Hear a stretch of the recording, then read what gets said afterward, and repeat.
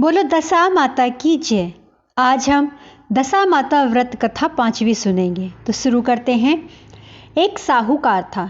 उसके परिवार में 5 पुत्र, उनकी बहुएं तथा एक पुत्री थी।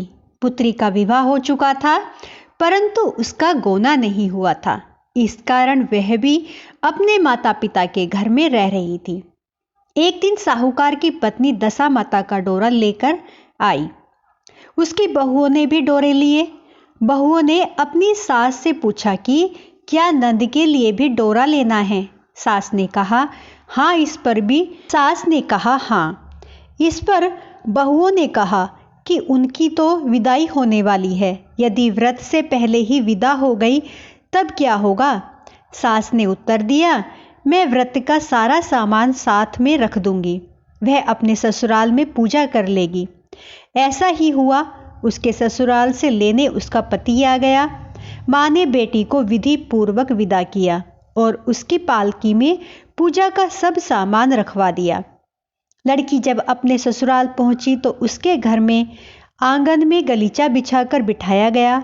आस पड़ोस की महिलाएं नई बहू को देखने आने लगी। सब उसकी सुंदरता और गहने कपड़ों की तारीफ करने लगी।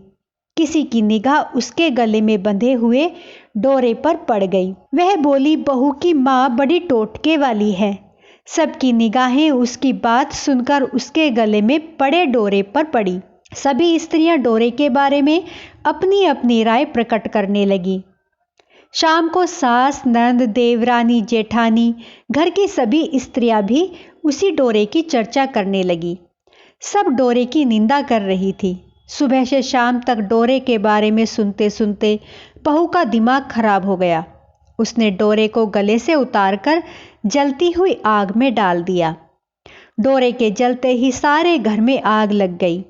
घर में रखा सब धन धान जल गया। सब आदमी अपने प्राण बचाकर घर से बाहर भागे। अब घर में केवल नई बहू और उसका पति रह गया। बाकी सब भाग गए थे। घर का सारा सामान जल गया था। घर में अब न खाने को अन्न था और न ही पहनने के लिए वस्त्र बचे थे। इसलिए दोनों पति पत्नी गांव छोड़कर रोजगार खोजने चल दिए। चलते चलते वे उसी गांव में पहुंच गए जहां की वह लड़की थी। लड़की ने अपने पति से कहा, तुम यहाँ भाड़ झोंको और मैं भी कोई काम ढूंढती हूँ।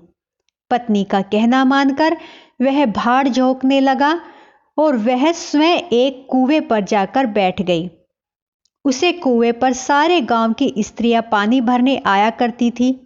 उस लड़की की भाभियां भी उस कुएं पर पानी भरने आई, परंतु उन्होंने अपनी नंद को नहीं पहचाना।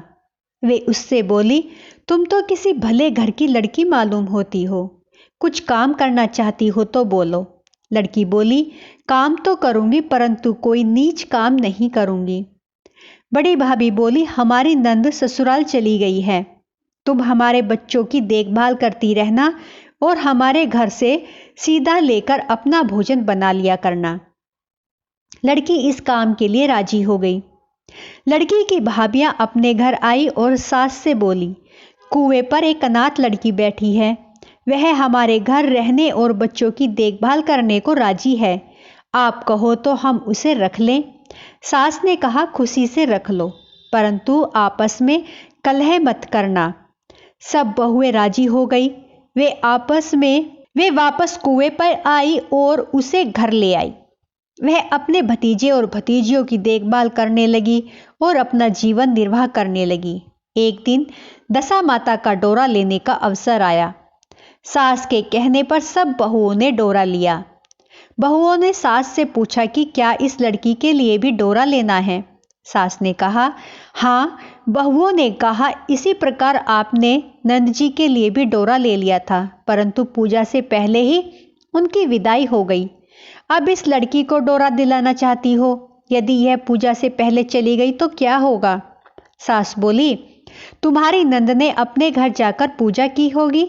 यह लड़की पूजा होने तक इसी घर में रहेगी तो अपने आप पूजा में शामिल हो जाएगी, और यदि कहीं चली गई तो वह वहां पर भी पूजा कर लेगी।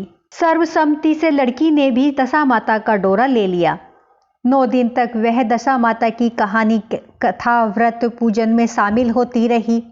10वें दिन लड़की की माता व बहुओं ने सर से स्नान किया और घर में चौका लगाया तथा पूजन की तैयारी करने लगी।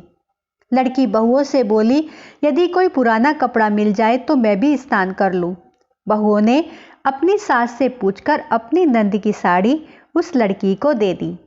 अपनी पुरानी साड़ी लेकर वह स्नान करने गई। उसने सर से स्नान करके साड़ी पहनी और घर आ गई। घर पर पूजा आरंभ हो गई। वह जैसे ही पूजा के पास आकर बैठी तो बहुओं ने कहा, यह तो हमारी नंद जी जैसी लग रही हैं। इस पर सास ने नाराज होकर कहा, तुम्हारे मन में जो आता है बोलती रहती हो, पूजा के समय भी चुप नहीं बैठती हो। चुप रहो, मुझे कथा कह लेने दो। तुम्हारी बातों से कथा में विघ्न पड़ता है। बहुएं चुप हो गई। घर की सब स्त्रियों ने पारण किया, लड़की ने भी पारण किया। इसके बाद स्त्रियां एक दूसरे का सर गूंथने लगी। एक ने लड़की का सर गूंथना शुरू किया। वह बोली कि जैसी गूंथ सिर में तुम्हारी है वैसी ही गूंथ हमारी नंद के सिर में थी। सास नाराज होकर बोली, तुम मेरी बेटी की तुलना इससे क्यों कर रही हो। सास ने बहुओं को तो डांट दिया, परंतु उसकी बात मन में घर कर गई। उसने लड़की से कहा, आज रात मेरे पास सोना। रात को जब बहुएं सो गई तो उसने लड़की से पूछा, तुम्हारे पीहर में कभी कोई था। उसने जवाब दिया, मेरे 5 भाई और 5 भाभियां थी, तुम जैसे माता पिता थे। उसने फिर पूछा, क्या हुआ। लड़की बोली, पीहर में मैंने दशा माता का डोरा लिया था। उसके पूजन से पहले ही ससुराल के लिए विदा हो गई। ससुराल में पहुंचकर मेरे गले में पड़े डोरे को देखकर वह स्त्रियां वहां पर हंसने लगी और मेरी मजाक उड़ाने लगी। तब मैंने उस डोरे को आग में डाल दिया। उस डोरे के साथ सारा घर जलकर भस्म हो गया। सब लोग भाग गए। हम दोनों भागकर इस गांव में आ गए। उसकी मां ने पूछा कि तुम्हारा पति कहाँ है। लड़की ने कहा, वह भड़ बूझे के यहाँ भाड़ झोंकता है। दशा माता के प्रकोप से हमारी ये हालत हो गई है। वह समझ गई कि यह लड़की कोई और नहीं उसी की बेटी है। तब उसने अपने 5 बेटों को बुलाकर कहा कि यह तुम्हारी छोटी बहन ही है। सवेरा होते ही माता के कहने पर 5 भाई भड़बूजे के यहाँ से अपने बहनों को लेकर आ गए। उन्होंने उसको स्नान कराया और उत्तम वस्त्र पहनने को दिए। कपड़े पहनकर वह सुंदर साहूकार दिखाई देने लगा। वह कुछ दिन ससुराल रहकर अपने घर को चला गया। घर पहुंचकर उसने देखा कि सब लोग पहले की तरह सुखपूर्वक रह रहे हैं। इसके बाद वह अपने ससुराल आया और अपनी पत्नी को विदा कर कर घर ले गया। वह अपनी दशा पर विचार करती हुई जा रही थी कि मार्ग में एक नदी पड़ी। उस नदी में स्नान करके अप्सराएं दशा माता का डोरा ले रही थी। उनके पास एक डोरा बच गया था।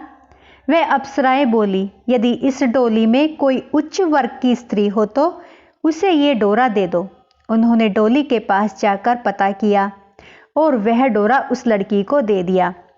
जब लड़की अपनी ससुराल पहुंची तो सास थाल सजाए, नंद कलश लिए और देवरानी जेठानी अन्य मांगलिक वस्तुएं लिए उसका स्वागत करने के लिए खड़ी थी। नेक दस्तूर हो जाने के बाद लड़की को आसन पर बैठाया गया। आसन पर बैठने के बाद लड़की ने कहा, आप लोगों ने पहली बार दशा माता के डोरे के लिए अपशब्द कहे थे, जिसका फल ये हुआ कि घर के सब लोग बिछुड़ गए तथा घर का धन धान्य जलकर सुहा हो गया। बड़ी मुसीबतें उठाने के बाद अब अच्छे दिन आए हैं। आप में से कोई भी अब मेरे दशा माता के डोरे की निंदा करने की भूल न करे। जब मेरा व्रत हो तब सब श्रद्धापूर्वक पूजा करें। सबने खुशी खुशी उसकी बात मान ली। 9 दिन तक व्रत चलता रहा। 10वें दिन विधि पूर्वक डोरे की पूजा की गई। 7 सुहागिनों को न्योता दिया गया। उनका श्रृंगार करके आंचल भरा गया। इस प्रकार दशा माता को पूजन समाप्त हुआ। हे दशा माता, जैसे आपने उस लड़की के दिन फेरे वैसे ही सब पर दया करना, हम सबके भी दिन सुधारना। बोलो दशा माता की जय। तो दोस्तों आज की कथा यहीं पर समाप्त होती है। मेरी वीडियो आपको पसंद आई हो तो प्लीज़ लाइक, सब्सक्राइब, शेयर जरूर करें। आप सभी को हाथ जोड़कर प्रणाम।